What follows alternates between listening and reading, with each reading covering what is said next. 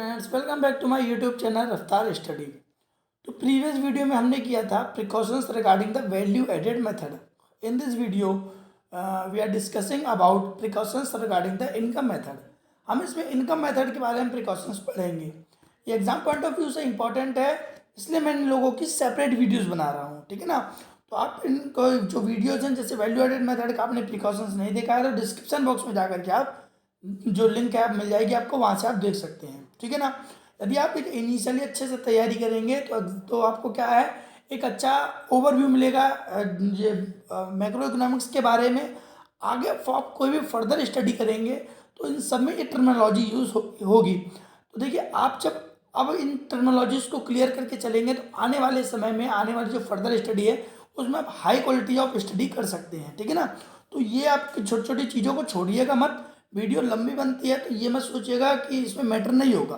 देखिए, वीडियो कोई भी लंबी बनती है तो उसमें कुछ तो बताया होगा, ऐसा तो नहीं कि टाइम पास कर रहे हैं। देखिए, बहुत सारी यूट्यूब में ऐसी वीडियो भी मिल जाएंगी आपको जो 2 मिनट की भी हैं, वही सेम टॉपिक 4 मिनट में भी है, सेम टॉपिक 10 में भी है और सेम टॉपिक आधा घंटा में भी है। तो देखिए, कुछ ना कुछ तो कंटेंट भाई डिफरेंट होगा कि 2 मिनट, 4 मिनट और आधा घंटा। भाई कोई आधा घंटा टाइम स्पेंड कर रहा है सेम टॉपिक पर, मतलब किसी ने तो उसके कंटेंट में कुछ ना कुछ तो कम होगा ही। तो आप उस चीज़ को स्किप ना करें। यदि आप अच्छे से तैयारी कर रहे हैं तो आप उन वीडियोस को प्रेफर कीजिए। नॉट इवन इन मी, मैंने ये नहीं कहा कि मेरा ही करिए आप, बट जिसका भी कर रहे हैं उसको आप अच्छे से क्लियर करके चलिए। तो आइए समझते हैं हम precautions regarding the income method. तो देखिए, इनकम मेथड में हमें कौन कौन सी बातें याद रखनी है। तो पहला, कौन सी चीज़ ऐड होगी, कौन सी चीज़ ऐड नहीं होगी। तो ट्रांसफ़र अर्निंग, हमने ट्रांसफ़र इनकम पढ़ा था। तो transfer earning like old age pensions, unemployment allowances, scholarship, pocket expenses, etc, ये सब हमारे ट्रांसफ़र इनकम है। और ट्रांसफ़र इनकम होता क्या है, जो कि अर्न फैक्ट, जो हमको फैक्टर सर्विसेज के द्वारा नहीं मिलता है, मतलब फैक्टर काम करने के बदले में जो इनकम नहीं मिलती है, should not be included in national income. तो उसको नेशनल इनकम में इंक्लूड नहीं किया जाएगा। Reason behind, because corresponding to transfer payment there is no value addition in the economy. क्योंकि इस जो ट्रांसफर इनकम है उससे किसी भी प्रकार की वैल्यू एडिशन नहीं हो रही है हमारी इकोनॉमी में। However, as already noted, retirement pensions are to be included in national income. क्योंकि जो इनकम ट्रांसफ़र किया गया है, जिसने भी अर्न किया होगा, भाई किसी न किसी ने तो अर्न किया होगा। जैसे मान लीजिए मेरे पिताजी मुझको ट्रांसफ़र करते हैं, मुझे पॉकेट मनी देते हैं, तो मेरे पिताजी ने तो अर्न किया गया होगा। तो मेरे पिताजी के द्वारा जब अर्न किया गया होगा वो ऑलरेडी नेशनल इनकम में इंक्लूडेड होगा as a part of compensation of employ. ये कंपनसेशन ऑफ एम्प्लॉय का एक पार्ट है। तो that is why transfer income is not included in national income. आप शॉर्ट फॉर्म में भी लिख सकते हैं जो आपको समझ में आता है, बट मैं आपको रीजन दे करके चल रहा हूँ। देखिए, एक समझना होता है, एक लिखना भी होता है। तो समझ के आप लिखोगे तो एक कंटेंट अच्छा बना सकते हैं आप, ठीक है ना। सेकंड आता है हमारा इनकम फ्रॉम इलीगल एक्टिविटीज़। आप इनकम अर्न कर रहे हैं, इनकम जनरेट कर रहे हैं किसी इलीगल एक्टिविटीज़ से जो कि लीगली नहीं है गवर्नमेंट के द्वारा, लाइक थीफ्ट, चोरी। चोरी करना कोई गवर्नमेंट ने तो ये कहा नहीं है कि ये लीगल वर्क है, ठीक है। गैम्बलिंग करना, आप जुआ खेल के कमा रहे हैं पैसा, ये इलीगल पैसा है, is not included in national income. इसको नेशनल इनकम में बिल्कुल भी इंक्लूड नहीं किया जाएगा। As regards income generate in term of black money, यदि कोई भी इनकम जनरेट किया जा रहा है आपके द्वारा वो black money, it not included, ये भी इंक्लूड नहीं होगा क्योंकि इनसे कोई भी वैल्यू एडिशन नहीं हो रही है हमारी इकोनॉमी में। Because no estimation or value of such income, क्योंकि इनकी कोई भी एस्टिमेशन नहीं किया जा सकता इन वैल्यूओं की, ठीक है ना। अगला आता है हमारा third one, commission paid on the sale of purchase of second hand. ये तो हमने प्रीवियस वीडियो में भी पढ़ा था। देखिए, प्रीवियस वीडियो देखोगे आप, यदि सीक्वेंस बस तीनों वीडियो देखोगे तो आपको बहुत चीज़ें सेम मिलेंगी, ठीक है ना।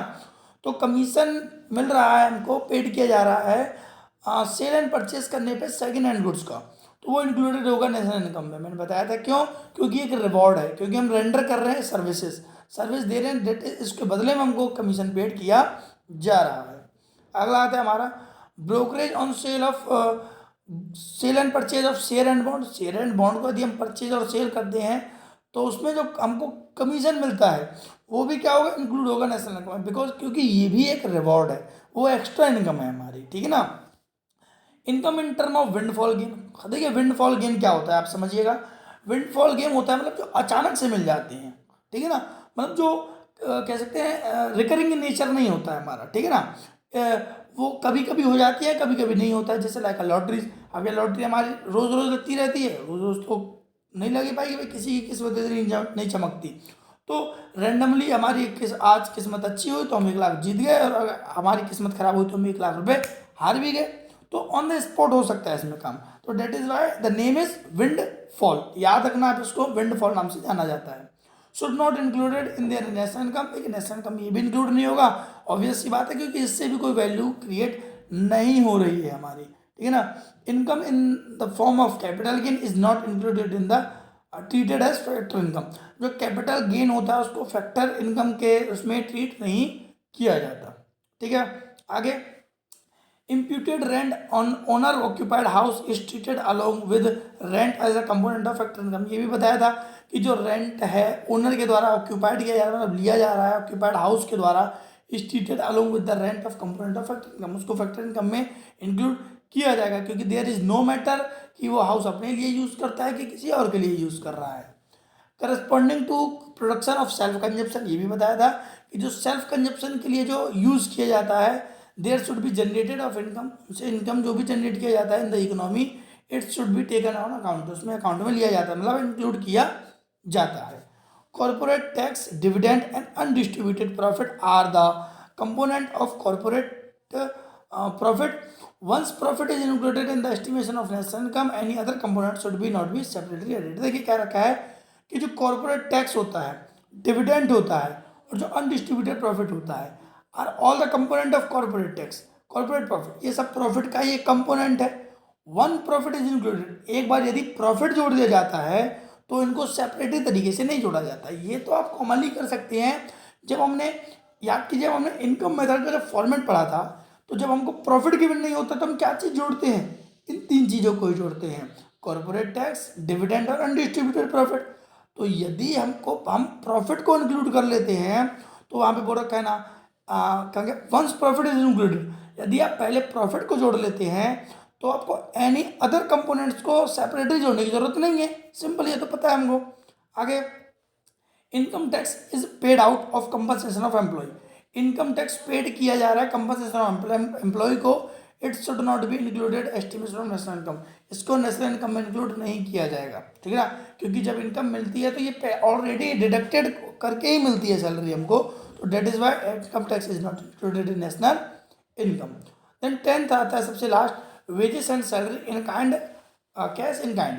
देखिए वेजेस एंड सैलरी है वो कैश में भी हो सकता है और इन काइंड में भी हो सकता है। इन काइंड मतलब किसी डिफरेंट टाइप से, जैसे मान लो कैश ना दे करके कुछ सिक्योरिटीज प्रोवाइड करवा दी, लाइफ इंश्योरेंस दे दिया, कोई प्रोडक्ट दे दिया, तो ऐसे करके। तो as well as social security contribution by employer on behalf of employ are all component of the compensation of employ, ये सब बता रखा है। देखिए ये तो क्वेश्चन ही हो गया हमारा, जब हमने फॉर्मेट पढ़ा था तो wages and salary in cash and kind के अंदर क्या क्या आता था, social security contribution of employer on the behalf of employees और द कंपोनेंट, ठीक है ना, any of this component should not be separately added, बता रखा है, इनको सेपरेटली एडेड नहीं किया जाएगा। देखिए लास्ट के जो 3 है हमारे, वो तीनों कैसे हैं, हमारे फॉर्मूले से रिलेटेड है, ये कह रखा है। हमने, याद कीजिए, हमने क्या करा था इनकम मेथड में, सबसे पहला जो फॉर्मूला पढ़ा था उसमें क्या था, कंपनसेशन ऑफ एम्प्लॉय, ये देखना था। यदि कंपनसेशन ऑफ एम्प्लॉय नहीं रखा तो उसके अंदर क्या क्या रखा होगा, wages and salary in kind, wages and salary in cash, और क्या रखा था हमारा, सैलरी हो गया, salary in cash, receive in kind, और हमारा सोशल सिक्योरिटी कंट्रीब्यूशन था। अब यदि मान लो हमको ऊपर वाला नहीं दे रखा, मतलब कंपनसेशन ऑफ एम्प्लॉय नहीं दे रखा, तो हम नीचे के 3 को जोड़ते थे। अब नीचे के नहीं दे रखे हमको तो हम ऊपर को जोड़ देते। तो वही कह रखा है, नॉट सेपरेटली एडेड वंस, उनको सेपरेट तरीके से आप नहीं जोड़ोगे। एस्टिमेशन ऑफ इनकम मेथड या इनकम मेथड से आप नेशनल इनकम निकालते हैं तो आप सेपरेटली किसी को नहीं जोड़ोगे। तो होप सो आपको ये 10 क्लियर होंगे, आपको प्रिकॉशंस, ठीक है। नेक्स्ट वीडियो में हम करेंगे एक्सपेंडिचर मेथड्स के प्रिकॉशंस। Okay, thank you.